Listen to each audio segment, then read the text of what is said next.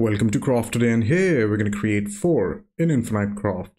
First up, we're going to combine fire with water to get steam, which mixed with fire creates engine. Two engines combined will get us a rocket, which mixed with water gets us ship.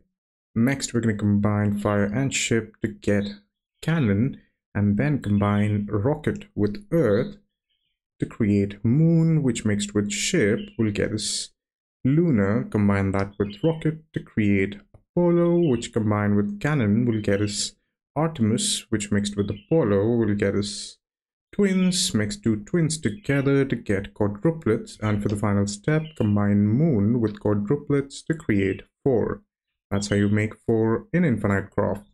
Hope you like this video. Thanks for tuning in. I'll see you in the next one, and subscribe to the channel for more Infinite Craft videos.